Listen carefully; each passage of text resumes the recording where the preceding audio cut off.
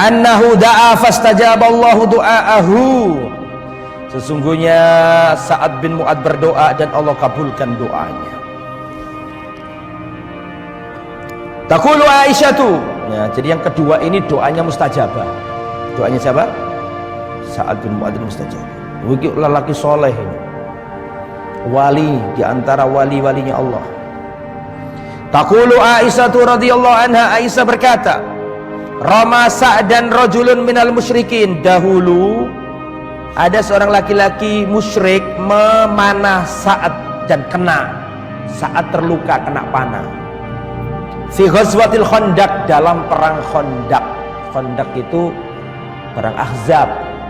Dikatakan perang Ahzab, dikatakan perang Khandaq karena pada waktu Rasulullah dan para sahabat membuat apa? Parit besar atas usulan siapa? Salman Al-Farisi. Dikatakan Ahzab karena pada waktu itu sekutu menyerang kota Madinah. Ahzab artinya sekutu. Jadi sekutu sudah ada sejak zaman itu. Nah, jadi perang Ahzab itu namanya ada dua. Perang Ahzab karena banyak sekutu, ada unsur kafir Quraisy, ada unsur Ghatafan, ada unsur munafik, ada unsur Yahudi, ada unsur suku-suku Arab yang kafir. Jadi dinamakan sekutu. Makanya disebut perang Ahzab, perang sekutu. Nama lainnya perang apa tadi? Khandaq. Kenapa dikatakan perang Khandaq? Karena pada waktu itu atas saran dari atau atas ide dari siapa? Salman Al-Farisi, Rasulullah membuat parit bersama para sahabat. Tujuannya kalau orang mereka mau nyerang Madinah, tidak bisa kecuali harus melalui parit dulu. Paham? Oke. Lah pada waktu itu saat kena panah. Dan antum tahu nggak pengkhianat dalam perang Khandaq itu siapa? Jadi ceritanya kan begini, coba cerita nih perang Khandaq. Gak bisa ceritakan, nggak bisa, mesti ceritakan sak dulungnya gitu. Jadi perang Khandaq itu intinya adalah perang di mana suku-suku Arab atas provokasi, Yahudi Bani Nadir. Bani Nadir ini baninya Sofia, istrinya Nabi, baninya Huyai bin Akhtab, bapaknya Sofia. Itu jahat yang mau membunuh Nabi loh. Bani Nadir ini kan hampir membunuh Nabi. Rasulullah pas ke Bani Nadir, terus mereka berunding, ini Muhammad mumpung di kampung kita, ayo dibunuh. Dan memang di antara ciri khasnya orang Yahudi senang mateni Nabi, ya kan? Akhirnya ada di antara mereka, bagaimana kalau mumpung Muhammad ada di situ, kita bawa batu besar, roha, gilingan, kita naik ke atas dan kita tumpukkan ke Muhammad supaya mati Muhammad. Terus temannya yang lain mengatakan, jangan, kalau kamu melakukan itu pasti Jibril datang kepadanya dan memberitahu dia. Bayangkan. Berarti dia juga tahu. Gak diturut sama yang usul, yang ngasih nasihat, gak diturut. Akhirnya bawa batu itu, gilingan itu, mau diberkan. Rasulullah dapat wahyu menyingkir, Rasulullah selamat. Akhirnya mereka Bani Nadir diusir dari Madinah, keluar dari kota Madinah. Lah loro hati ceritanya itu. Siapa yang loro hati? Yaitu tadi ketua Bani Nadir loro hati, maka dia datang ke Mekah memprovokasi. Kamu itu suatu saat tetap butuh ke Syam untuk dagang. Kalau tetap ada Muhammad di situ bahaya, kamu nanti akan dicegat terus. Nah, ini mumpung kita sepakat, nah, ayo kita perang. Kamu dari luar, kita bagian dari arah yang lain, bang itu kan. Terus datang ke Ghatafan, datang ke suku-suku Arab, akhirnya terkumpul 10.000 pasukan. Terkumpul berapa? 10.000 pasukan. Nah, kemudian di situ di Mekah, di Madinah itu Bani Quraidah yang Yahudi sudah diusir, Bani Nadir sudah diusir, tinggal satu suku Yahudi yang masih ada di situ, namanya Bani Quraidah. Lah Bani Quraidah ini masih ada di Madinah. Didatangi Bani Nadir, hei Bani Nadir, kesempatan emas ini. Quraisy wis tak cekel, Ghatafan wis tak cekel, ya suku-suku Quraisy wis tak cekel kabeh. Karek awakmu tok nduk jero Madinah. Apa maksudnya ya? Paham enggak? Tinggal kamu ini di mana, di dalam Madinah. Kalau kamu khianat, ngasih jalan, lenyap tuh Muhammad dan teman-temannya. Ini kesempatan tidak terulang. Marah ketuanya Bani Quraidah itu, marah. Lebih baik kamu pulang, omongannya gemblegar koyok halilintar tapi nggak ada hujannya. Sekedar apa? Beldek-beldek tok kalau udah nih. Maksudnya iming-iming tok tapi nggak bener. Selama ini nggak ada masalah dengan Muhammad. Muhammad selalu tepat janji, aku nggak mungkin mengkhianati Muhammad. Tapi tutup Yahudi nih gak ngelobi, dilobi terus sama Huyai bin Akhtab, akhirnya jebol. Ya sudah, tak kasih jalan. Khianat Quraidho ini, jelas ya? Jelas, khianat.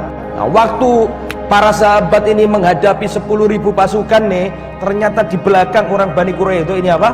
Khianat. Lah kebetulan, dengarkan ya, kebetulan Sa'ad bin Mu'adz ini dulu zaman jahiliyah temannya suku Quraidho. Paham? Tapi ketika kaum muslimin sibuk menghadapi apa tadi?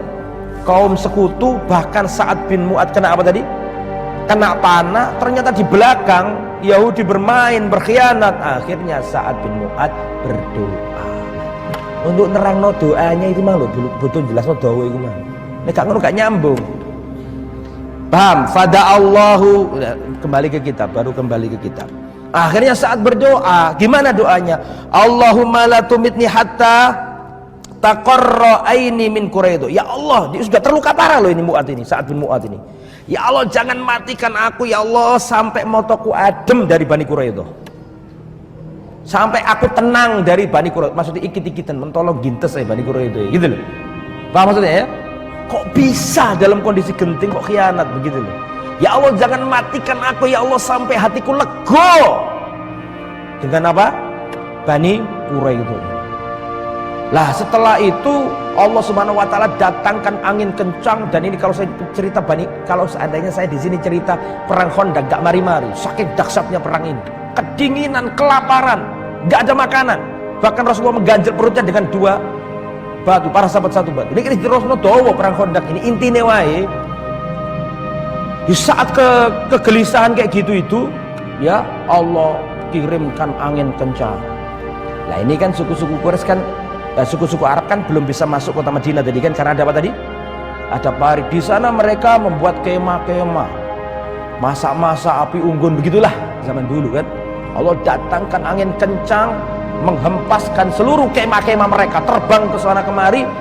Kemudian panci-panci mereka ini terbang gelondangan, kelondang, lari semuanya. Pihak lari ke Mekah, lari ke suku-suku Arab yang lain. Lah itu Rasulullah dan para sahabat kelelahan betul itu. Rasulullah dan para sahabat kelelahan apa? Betul. Akhirnya Rasulullah nyampe rumah, sudah tenang, musuhnya wis hilang. Rasulullah nyampe rumah, senjatanya diletakkan, turun malaikat Jibril. Malaikat Jibril negur Nabi Muhammad, wahai Muhammad, bagaimana bisa kau meletakkan senjatamu padahal kami para malaikat belum meletakkan senjata kami? Berarti yang menghempaskan mereka sapa? Ya para malaikat itu. Terus Nabi menang, terus kesel, mulai santai, senjatanya diletakkan. Malaikat Jibril datang, bagaimana engkau meletakkan senjatamu wahai Muhammad padahal kami para malaikat belum meletakkan senjata kami? Jangan berhenti, segera datang ke Bani Quraidho, gasak sekalian karena berkhianat. Jelas?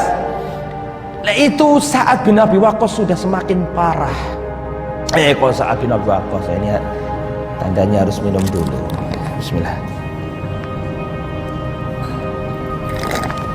Siapa tadi itu? Sa'ad bin Mu'adz ini kan muhajir, kan Ansor, betul ya? Dipersaudarakan Nabi dengan muhajirin. Yang dipersaudarakan itu Abu Ubaidah al-Jarrah, gandengannya itu lah. Sa'ad bin Rabi' gandengannya Abdurrahman bin Auf.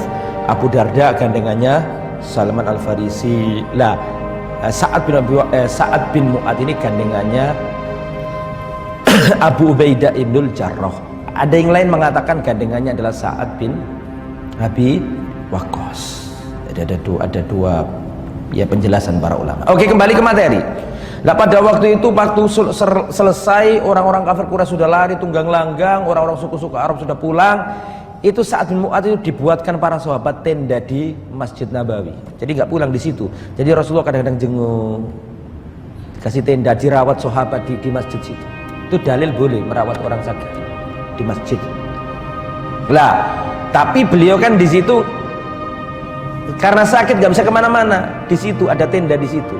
Tapi Rasul sama para sahabat berangkat kemana tadi? Berangkat kemana tadi? Bani Quraidho.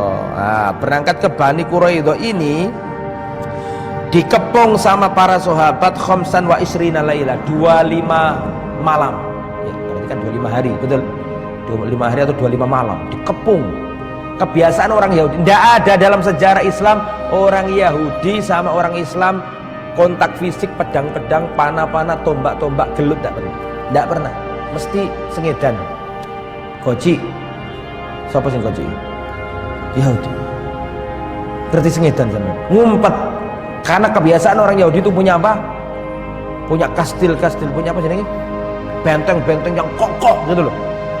Akhirnya dikepung sama kaum muslimin. Yang namanya benteng lama-kelamaan kan logistiknya di dalam habis. Betul apa enggak? Dinteni sama para sahabat, dikepung selama 25 hari atau 25 malam. Akhirnya mereka kehabisan logistik. Mereka bingung. Akhirnya mereka minta pendapatnya Lubabah bin Abdul Mundir. Lubabah bin Abdul Mundir ini sahabat Nabi. Dulu adalah sekutunya Bani Quraidah. Di mana ini? Kira-kira kalau kita turun hukumannya Muhammad itu apa? Dikiriin sama Abu Lubabah. Kalau kamu turun, pasti kamu akan dihukum oleh Nabi Muhammad dengan hukuman apa maksudnya? Zabah. Akhirnya setelah itu gak mau turun ke Nabi Muhammad, mereka orang Yahudi itu loh, ditunggu lah. Akhirnya Lubabah ini menyesal, berdosa kan itu kan, gak boleh itu mendahului Nabi itu. Dia datang ke Nabi, ya Rasulullah, saya berdosa ya Rasulullah, saya berkata kepada orang Yahudi begini-begini, zabah begitu kan, apa sembelih kan gitu kan, aku berdosa ya Rasulullah. Akhirnya dia menyuruh istrinya mengikat, jadi diikat di mana, di tiang Masjid Nabawi. Ini sahabat dia diikat begini karena merasa berdosa tadi. Lihatan sahabatnya. Kata Nabi, seandainya kamu tadi datang minta maaf dan minta ampun, saya berdoa kepada Allah kamu diampuni. Tapi karena kamu sudah mengikat dirimu seperti itu ya, sampai Allah turunkan wahyu untuk kejelasan perkaramu, baru nanti saya apa? Lepas. Nah, kalau sudah waktunya sholat jamaah, istrinya datang, diudari lagi. Nggak dicerangkan di sini, terlalu panjang itu. Diudari sama istrinya, ngerti diudari, dilepas ikut sholat jamaah. Habis sholat jamaah datang lagi ke tiang itu, diikat lagi sama istrinya. Sampai akhirnya Allah turunkan bahwa Allah mengampuninya, akhirnya dilepas sama Nabi. Akhirnya mereka nggak berani turun minta hukuman siapa tadi? Nabi. Gara-gara turun-turun sudah apa tadi? Wah, sembelih kon nih, salah ya berkhianat kan itu kan. Akhirnya mereka mau turun tapi mau dihukumi dengan hukumnya Sa'ad bin Mu'ad. Bayangno takdiri Allah berjalan. Dari tadi saat itu ya Allah, ojo pateni aku ya Allah, sampai apa tadi? Aku selesaikan urusanku dengan Bani Quraidah itu. Di saat seperti itu, tambah mereka sendiri yang minta dihukumi dengan Sa'ad bin Mu'ad. Dengan asumsi ya, karena Sa'ad bin Mu'ad ini apa? Sekutunya Bani Quraidah waktu jahiliyah, mesti kan masih ada kenangan-kenangan lama, konco lawas, paling yang kok dikorting, di diskon atau di apa jenenge itu, amnesti kan gitu kan, diampuni. Ketika mereka datang, ya sudah, kalau kalian minta dihukumi siapa tadi namanya, Sa'ad bin Mu'ad, ya silakan. Akhirnya Sa'ad bin Mu'ad di mana tadi posisinya terakhir? Di masjid. Ini sudah keluar loh, ini kemana? Ke Bani Quraidah itu sudah jauh ini. Akhirnya para sahabat Ansor balik menandu, ngerti menandu? Digotong Sa'ad bin Mu'ad. Itu sudah sakit parah Sa'ad bin Mu'ad itu. Maka sampai dibawa di depan Rasulullah, di depan siapa? Di depan orang-orang Bani apa tadi? Quraidah. Kemudian qala Rasulullah inzilu ala hukmi Sa'ad bin Mu'ad. Ya fanazalu fa ba'atha Rasulullah ila Sa'ad bin Mu'ad fa utiya bi ala khimarin, maaf gak ditandu tapi diletakkan di atas keledai, naik ya di atas keledai sampai di perkampungan Bani Quraidah. Kemudian faqalu ya Aba Amr khulafa'uka wa mawalika wa ahli nikaya wa man qad alimta falam yarji ilaihim syai'a falam yaltafit ilaihim. Ketika turun ke orang semua, ya wahai Sa'ad bin Mu'ad, ini teman-temanmu dulu, ini sekutumu dulu. Maksudnya kok suruh apa? Suruh hukumannya jangan terlalu gitu. Tapi Sa'ad bin Mu'ad tidak menoleh kepada mereka. Kemudian setelah itu dia falamma wasala ila nabi qala anziluhu. Setelah sampai kepada Nabi, Nabi berkata turunkan Sa'ad, maka Sa'ad turun. Qala sallallahu alaihi wasallam lahu uhkum fihim, wahai Sa'ad bin Mu'adz, hukumilah mereka. Qala Sa'ad fa inni ahkumu, maka Sa'ad berkata, kalau begitu saya berhukum, saya menghukumi kalian. Antuqtal muqatilatuhum, laki-laki dewasa yang ikut perang bunuh semua. Wa tusbiya au tusba dararituhum, dan anak-anak kecil semua ditahan. Wa tuqsamu amwalum, dan harta-harta mereka dibagikan. Dari laki-laki yang dewasa bunuh semuanya. Kemudian perempuan-perempuan dan anak-anak kecil ditawan. Harta mereka dibagikan. Oh, nangis mereka, jerit-jerit mereka. Karena ketakutan. Setelah itu langsung Sa'ad bin Abi Waqqas ini semakin parah. Ya, nanti beliau berdoa lagi, ya Allah, kalau setelah kejadian ini tidak ada perang lagi dengan Quraisy, ya, kalau setelah ini masih ada perang lagi dengan Quraisy, jangan matikan Abu Bakar. Tapi kenyataannya setelah itu kan sudah nggak ada perang sama Quraisy, yang ada adalah Fathu Makkah. Perang Khandaq ini termasuk perang yang akhir-akhir menjelang Fathu Makkah. Makanya sesuai dengan doanya. Setelah itu kalau memang nggak ada lagi, sudah nggak apa-apa, wafat. Sesuai dengan doanya, dua-duanya terpenuhi. Satu Quraidah, yang kedua masalah dengan apa tadi? Akhirnya wafat. Lah dengan wafat itu arsy-Nya Allah apa? Irtajafa arsyur rahman. Arsy-Nya Allah goncang. Dan ketika saat mengatakan bahwa laki-laki dewasa yang ikut perang bunuh semuanya, kemudian anak-anak ditawan, kemudian harta mereka dibagikan, itu kata Rasulullah, Sa'ad bin Mu'adz telah berhukum dengan hukum yang turun dari langit. Akhirnya hukumnya itu direstui oleh siapa? Allah Subhanahu wa Ta'ala. Maka datanglah ketua sukunya, itu aslinya nggak ingin khianat, tapi gara-gara dikompori sama siapa tadi? Bani Nadir. Siapa ketuanya tadi? Huyai bin Akhtab. Lah, Huyai bin Akhtab itu kan aslinya kan Bani Nadir, tapi dia itu ngasih jaminan kalau sampai beleset terjadi sesuatu, ya sudah, aku ikut bersama kalian. Akhirnya di situ tuh siapa namanya? Huyai bin Akhtab termasuk yang ada di Bani Quraidah, padahal dia ini sukunya bukan Bani Quraidah, tapi karena sudah terlanjur jamin dirinya, dia termasuk yang dieksekusi oleh para sahabat, ayah dari istri Nabi. Makanya wong Yahudi itu benci setengah mati karo wong Islam, iling kejadian itu. Mbah buyutnya biyen disikat sama para sahabat karena mereka berkhianat. Kemudian disuruh satu-satu sembelih, gak ada yang balik, sembelih, gak ada yang balik. Terus ada orang tanya ke ketua sukunya, wahai ketua suku, itu kenapa teman-teman kita kok disuruh ke sana tapi kok gak ada yang balik? Kata ketua sukunya, masa dalam hal yang seperti ini inti masih belum cerdas juga? Jelas-jelas yang dibawa ke sana nggak balik, artinya kamu akan mati. Nah, gitu. Nah, kemudian ada yang nggak jelas, ini dewasa apa enggak ini? Kok koyok wis gede tapi kok kayak arek cilik. Akhirnya dilihat apakah sudah tumbuh tumbuh rambut kemaluannya apa enggak. Kalau belum tumbuh selamat dia, kalau sudah tumbuh termalah dipenggal kepalanya. Dan diantara yang selamat itu Al-Quradi. Ada yang selamat masuk Islam, anak kecil masuk Islam jadi sahabat juga ada. Nah itu ya, kembali ke Sa'ad ya, intinya Sa'ad ini doanya apa tadi? Dari dua segi ya, dari segi beliau ingin membereskan Bani Quraidah, yang kedua tentang apa tadi? Quraisy. Nah itu nomor berapa itu berarti? Nomor 2 ya berarti ya? Betul?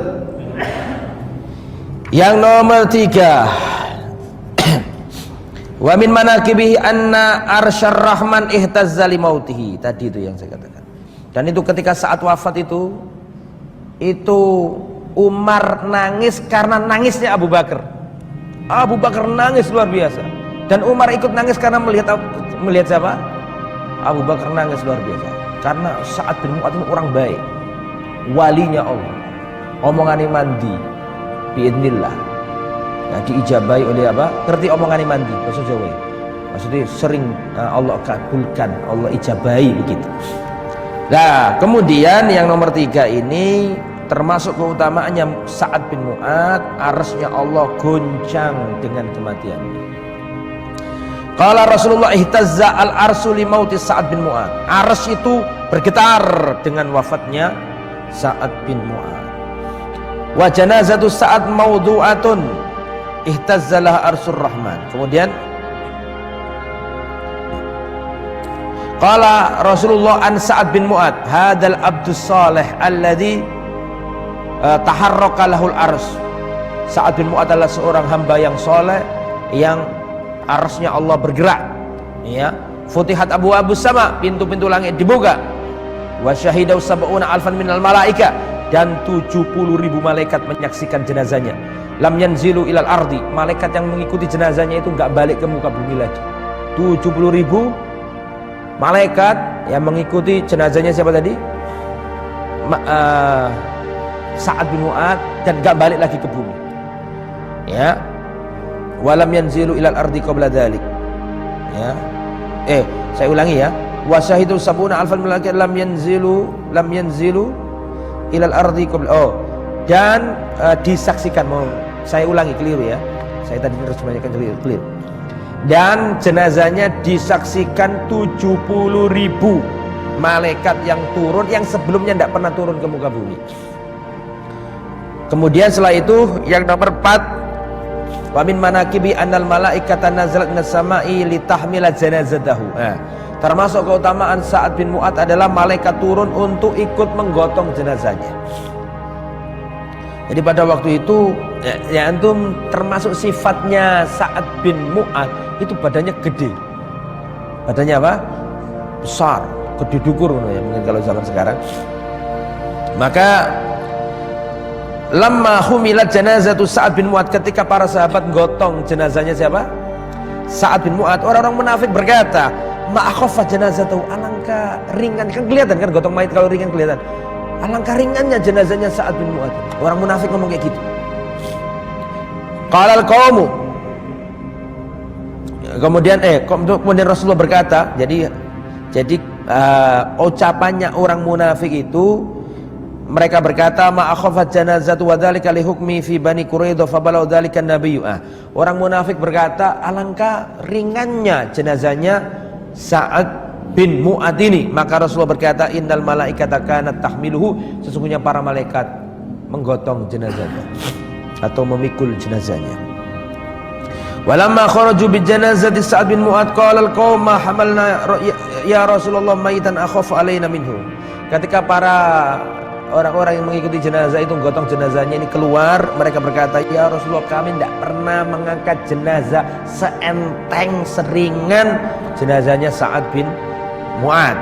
Maka Rasulullah sallallahu alaihi wasallam berkata, ma yamna'uhu an yakhifa wa qad habata minal malaikati kadza qad lam yahbitu qad qabla yaumihim. Jadi kata Rasulullah, yang membuat dia itu ringan adalah turun para malaikat ikut menggotong jenazahnya. Subhanallah. Yang kelima, wa min manaqibihi anna nabiyya akhbara annahu min ahlil jannah. Termasuk keutamaannya Sa'ad bin Mu'ad adalah Rasulullah mengabarkan bahwa dia termasuk penghuni surga. Rasulullah mengabarkan bahwa beliau termasuk penghuni surga.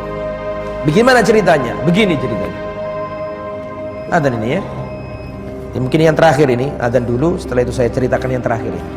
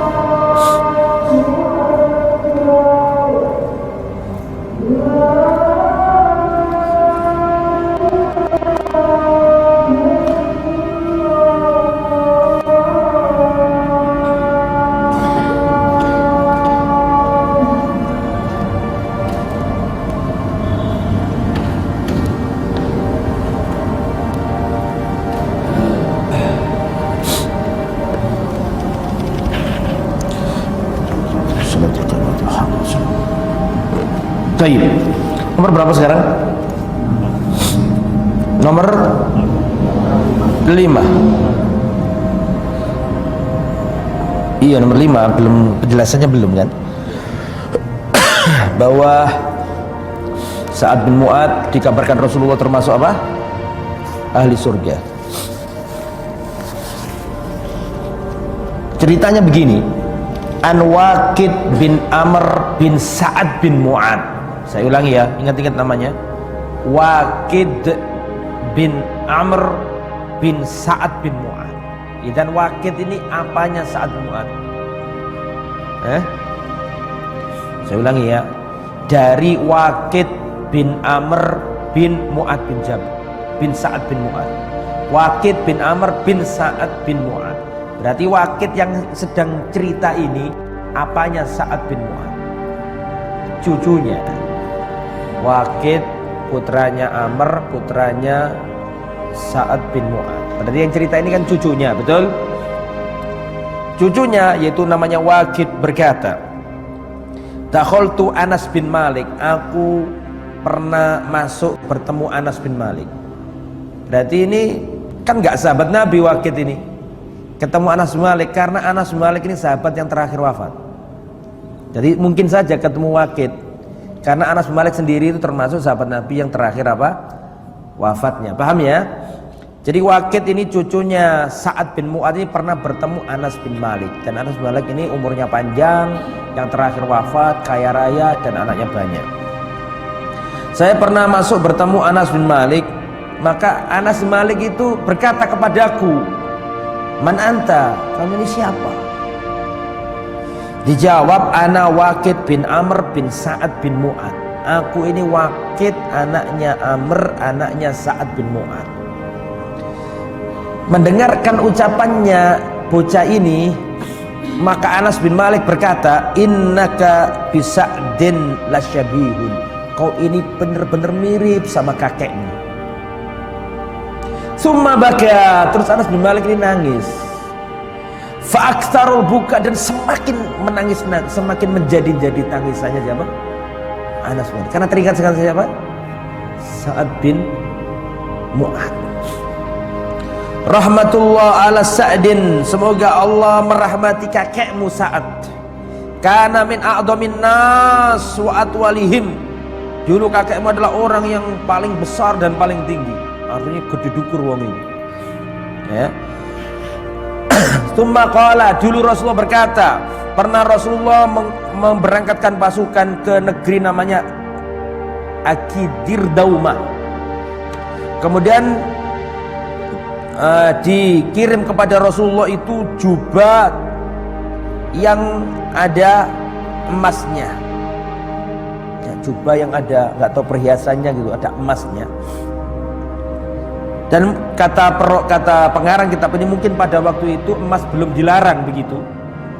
Fala bisaha Rasulullah, maka Rasulullah pakai jubah itu yang ada emasnya tadi itu.